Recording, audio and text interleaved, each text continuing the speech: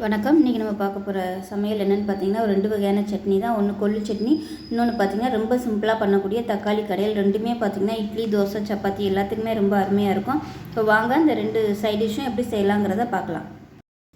இப்போ ஒரு பேன் எடுத்துக்கலாம். தேவையான அளவுக்கு எண்ணெய் சேர்த்துக்கலாம்.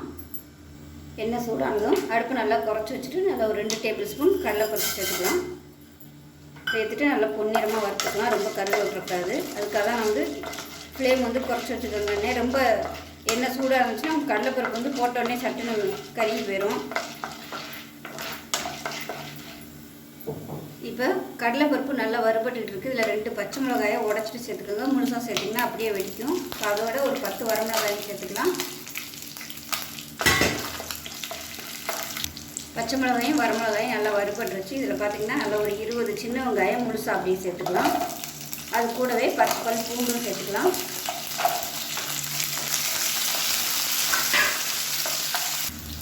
வெங்காயம் பூண்டு நல்லா வதங்கிடுச்சு. இதில் பார்த்திங்கன்னா மீடியம் சைஸாக 2 தக்காளி சேர்த்துக்கலாம். பெரிய தக்காளியாக இருந்ததுனால நான் வந்து 2ஆக கட் பண்ணியிருக்கேன். சின்னதாக இருந்துச்சுன்னா நீங்கள் அப்படியே முழுசாகவே சேர்த்துக்கோங்க.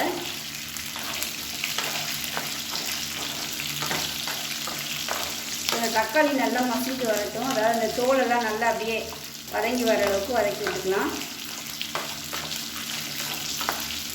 இது வந்து ரொம்ப பெரிய தக்காளியாக இருந்ததுனால ஒரு தக்காளி வந்து முழுசாக, அதாவது 2ஆக நறுக்கியிருக்கேன். இன்னொரு தக்காளி பார்த்திங்கன்னா பாதியாக போட்டிருக்கேன். சின்ன தக்காளியாக வச்சுருந்தீங்கன்னா நீங்கள் நல்லா ஒரு 2 இல்லை ஒரு 3 தக்காளி சேர்த்துக்கோங்க. முழுசாக அப்படியே சேர்த்துக்கோங்க. அப்போ தான் நல்லா வதங்கும். இது பெருசாக இருந்ததுனால நான் வந்து 2ஆக கட் பண்ணிட்டேன். இப்போ நல்லா வதங்கவும் ஒரு 3 டேபிள் ஸ்பூன் துருவன தேங்காய் சேர்த்துக்கலாம். அதோட ஒரு சின்ன துண்டு புளி சேர்த்துக்கலாம். அதில் ஒரு கைப்பிடி அளவுக்கு கருவேப்பிலை சேர்த்துக்கலாம். இதையும் சேர்த்து நல்லா வதக்கிட்டு இப்போ அதுக்கு தேவையான உப்பு சேர்த்துக்கலாம். பார்த்திங்கன்னா கேஸ் தீண்டு போயிடுச்சு வதக்கிட்டு இருக்கையில அது நல்லா கரண்ட் எடுத்து மாற்றியாச்சு. இப்போ இதில் 1 டம்ளர் அளவுக்கு முள்ளங்கி சேர்த்துருக்கேன். அதாவது 100 கிராம் அளவுக்கு. இந்த டம்ளரில் வந்து 1 டம்ளர் அளவு நல்லா பொடியாக கட் பண்ணிவிட்டு சேர்த்துருக்கேன். அது போட்ட வீடியோ வந்து ஸ்கிப் ஆகிடுச்சு. முள்ளங்கி வந்து இந்த அளவுக்கு சேர்த்துக்கோங்க. ரொம்பவும் சேர்த்திங்கன்னா உங்களுக்கு வாசனை, அதாவது டேஸ்ட் வந்து மாறிடும். இது வதங்குச்சுன்னா நல்லா சுருங்கிடும். அதனால் நீங்கள் கரெக்டாக அந்த 1 டம்ளர் அளவுக்கு எடுத்துக்கோங்க. இப்போ பாருங்கள் எல்லாமே நல்லா வதங்கிடுச்சு. முள்ளங்கி வந்து எந்த அளவுக்கு வதக்குறீங்களோ அந்த அளவுக்கு நல்லா டேஸ்ட்டாக இருக்கும். சரியாக வதக்காமல் விட்டுட்டிங்கன்னா அந்த பச்சை வாசனையோடு நல்லா இருக்காது. இப்போ பாருங்கள் நம்ம போட்ட தக்காளி எல்லாமே நல்லா மசிஞ்சிருச்சு பாருங்கள். இந்த அளவுக்கு தக்காளி நல்லா வதங்கணும். இப்போ லாஸ்ட்டாக கொத்தமல்லியில் சேர்த்துக்கலாம். கொத்தமல்லியில் சேர்த்துட்டு நல்லா ஒரு பரட்டிக்கலாம். லாஸ்ட்டாக சேர்த்திங்கன்னா தான் நல்லாயிருக்கும். ரொம்ப வந்து வதக்கக்கூடாது கொத்தமல்லியை. அந்த கொத்தமல்லி கருவேப்பிலையெல்லாம் சேர்க்கும்போது அந்த முள்ளங்கியோட வாசனை வந்து கொஞ்சம் குறையும். ஒரு சிலருக்கு அந்த முள்ளங்கியோட வாசனை பிடிக்காது. அதுக்காக அந்த முள்ளங்கி கருவேப்பிலையெல்லாம் சேர்த்தோம்னா அந்த வாசனை வந்து குறையும். தண்டோடே சேர்த்துக்கோங்க. அதுதான் நல்ல வாசனையும் கொடுக்கும், நல்ல டேஸ்ட்டாகவும் இருக்கும். லேசாக அந்த வந்து சுருங்குற அளவுக்கு மட்டும் வதக்கி விட்டால் போதும். அவ்வளோதான். அது நல்லா ஆறுனதுக்கப்புறம் ரொம்ப நைஸாக மை மாதிரி அரைக்காமல் கொஞ்சம் நரன்னு இருக்கிற மாதிரி அரைச்சிக்கிட்டிங்கன்னா நல்லாயிருக்கும். ஆறிட்டு அரைச்சிட்டு பார்க்கலாம். இப்போ பாருங்கள் சட்னி அரைச்சாச்சு. ரொம்ப நைஸாலாம் அரைக்கலை. இப்போ அதே கடாய் தான் நான் எடுத்திருக்கேன். இப்போ எண்ணெய் சேர்த்துக்கலாம். வந்து இந்த சட்னி லேசாக வதக்க போகிறோம். இப்போ எண்ணெய் சூடானதும் 1 டீஸ்பூன் கடுகு, 1 டீஸ்பூன் உளுந்து, அதே மாதிரி 1 டீஸ்பூன் சீரகம் சேர்த்துக்கலாம். இதோட ஒரு 4 வரமிளகாயை கிள்ளிட்டு வச்சுருக்கேன். இதையும் சேர்த்துக்கலாம். காரத்தை பார்த்துக்கிட்டு நீங்கள் சேர்த்துக்கோங்க. காரம் கம்மியாக இருந்துச்சுன்னா மிளகாய் அதிகமாக சேர்த்துக்கலாம். இப்போ கருவேப்பிலை சேர்த்துக்கலாம். நல்லா வறுத்து விட்டுக்கலாம். அந்த வரமிளகாயோட வாசனை நல்லா வரணும். இப்போ வரமிளகாய் நல்லா வறுபட்டு வச்சு நம்ம அரைச்சி வச்சுருக்க சட்னி வந்து இதில் சேர்த்துக்கலாம்.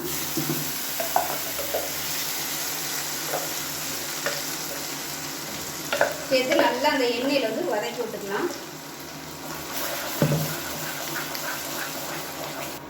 இப்போ மிக்சியிலேருந்து கொஞ்சமாக அலசிட்டு அப்படியே சேர்த்துக்கிறேன். ரொம்ப தண்ணி ஊற்றலை. நல்லா வதக்கி விட்டுக்கலாம். இது வந்து சாதத்துலேயும் போட்டு பரட்டி சாப்பிட்லாம். சாதத்தில் பரட்டி சாப்பிட்றதா இருந்தால் நல்லா குறைச்சி வச்சுக்கலாம். தெரிக்குது. சாதத்தில் போட்டு பரட்டி சாப்பிட்னா தனியாத்தூள், மிளகாத்தூள், மஞ்சத்தூள் வந்து வதக்கையில் சேர்க்கணும். அதை நான் இன்னொரு வீடியோவில் போடுறேன். இப்போ நான் வந்து டிஃபன் தான், இட்லி தான் ஊற்றிருக்கேன். அதனால் நான் வந்து போடலை. இப்போ லேசாக இந்த பச்சை வாசனை போகிற அளவுக்கு வதக்கி விட்டுக்கிறேன். இப்போ இது நல்லா வதங்கி கொதிக்க ஆரம்பிக்குது. கொஞ்சம் அமர்த்திடலாம். அவ்வளோதான், அருமையான முள்ளங்கி சட்னி ரெடி ஆயிடுச்சு. ஸோ செஞ்சு பாருங்கள். இட்லி, தோசை, சப்பாத்திக்கெலாம் கூட நீங்கள் இது மாதிரி தொட்டுக்கலாம். அருமையாக இருக்கும். ரொம்பவும் ஹெல்த்தியாகவும் இருக்கும், டேஸ்ட்டாகவும் இருக்கும். ஸோ செஞ்சு பார்த்துட்டு எப்படி வந்துச்சுங்கிறத சொல்லுங்கள். வீடியோ பிடிச்சிச்சின்னா லைக் பண்ணுங்கள், கமெண்ட் பண்ணுங்கள், சேனலை சப்ஸ்கிரைப் பண்ணுங்கள், பக்கத்தில் உள்ள பெல் பட்டனையும் ப்ரெஸ் பண்ணுங்கள். நன்றி. ஒரு குக்கர் எடுத்துக்கலாம். இதில் கடலை எண்ணெய் விட்டுக்கலாம்.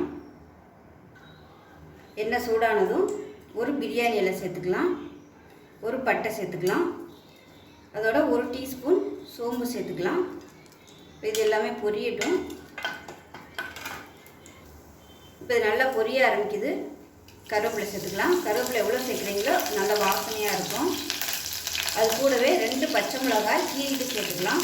நீங்கள் பொடியாக நறுக்கி சேர்த்துக்கலாம்னு சேர்த்துக்கோங்க, நல்லாயிருக்கும். அது கூடவே நல்ல ஒரு 5-6 பல் பூண்டு வந்து நல்லா பொடியாக கட் பண்ணியிருக்கேன், அதை சேர்த்துக்கலாம். அதே மாதிரி பூண்டு எவ்வளோ சேர்க்குறீங்களோ அந்த அளவுக்கு நல்லாயிருக்கும் டேஸ்ட்டு. விருப்பம் தான் நீங்கள் நிறைய கூட பூண்டு சேர்த்துக்கலாம், நச்சுட்டு சேர்க்குறனாலும் சேர்த்துக்கலாம். இப்போ இது எல்லாமே நல்லா வதங்கிருச்சு. இப்போ மீடியம் சைஸாக ஒரு வெங்காயம் சேர்த்துக்கலாம். பெரிய வெங்காயம் தான் நான் வந்து நறுக்கியிருக்கேன். நீங்கள் சின்ன வெங்காயம் நறுக்கி பொடியாக நறுக்கி சேர்க்குறனாலும் சேர்த்துக்கலாம், அது நல்லாயிருக்கும். இப்போ நான் வந்து பெரிய வெங்காயம் பார்த்திங்கன்னா வேற ஒரு வீடியோ எடுக்கிறதுக்காக நறுக்கி வச்சுருந்தேன். ஸோ கொஞ்சம் ஜாமான்லாம் இல்லாதனால நான் வந்து சரி இந்த தக்காளி கடையில் வந்து பண்ணலாம் அப்படின்ட்டு வந்து யூஸ் பண்ணிட்டேன். இதுக்கு வந்து சின்ன வெங்காயம் தான் நல்ல டேஸ்ட்டு கொடுக்கும். வெங்காயம் வதங்குறதுக்கு உப்பு சேர்த்துக்கலாம். இப்போ பாருங்கள், வெங்காயம் ஓரளவுக்கு லேசாக வதங்கினா போதும், ரொம்ப வதங்கணும்னு அவசியம் இல்லை. இப்போ இதில் வந்து நல்லா 1.5 டேபிள் ஸ்பூன் மிளகாத்தூள், 1/4 டேபிள் ஸ்பூன் மஞ்சள்தூள் சேர்த்துக்கலாம். காரம் எவ்வளோ தேவையோ நீங்கள் அதுக்கு தகுந்த மாதிரி சேர்த்துக்கோங்க. இதுக்கு வந்து மிளகாத்தூள் வந்து ரொம்ப எடுக்காது, அதாவது காரம் வந்து ரொம்ப எடுக்காது. கொஞ்சம் போட்டாலும் அதிகமான காரம் மாதிரி தான் தெரியும். ஏன்னா அதில் வெறும் தக்காளி மட்டும்தான் சேர்க்க போகிறோம், அதனால் காரம் வந்து அவ்வளோவா இது பிடிக்காது. இப்போ பாருங்கள், நல்லா வதக்கியாச்சு. வதக்கிட்டு ஒரு தக்காளி வந்து மிக்சியில் அடித்து வச்சுருக்கேன். நான் வந்து நீ கொஞ்சம் தான் பண்ணுறேன், அதனால் மீடியம் சைஸாக ஒரு தக்காளி மிக்சியில் அடித்து வச்சுருக்கேன், அதை சேர்த்துக்கலாம். இப்போ பார்த்திங்கன்னா தக்காளி வந்து நல்லா ஓரளவுக்கு வதங்கிடுச்சு. ரொம்ப எண்ணெய் பிரிய வதக்கணும் அவசியம் இல்லை. நம்ம தண்ணி ஊற்றிட்டு குக்கரில் தான் வைக்க போகிறோம், அதனால் லேசாக வதக்கினா போதும். இப்போ தண்ணி சேர்த்துக்கலாம். கொஞ்சம் தண்ணி வந்து சூடு பண்ணியே சேர்த்துக்கோங்க.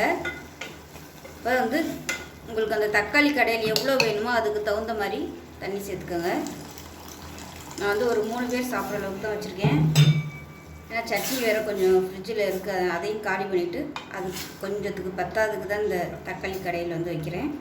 இப்போ உப்பு செக் பண்ணி பார்த்துக்கலாம். உப்பு கம்மியாக இருக்குது, கொஞ்சமாக உப்பு சேர்த்துக்கலாம். திக்னஸ் வந்து இதிலே பார்த்துக்கோங்க. விசில் விட்டு வரையில் கொஞ்சம் கெட்டியாகும். இதை மூடி வச்சிடலாம்.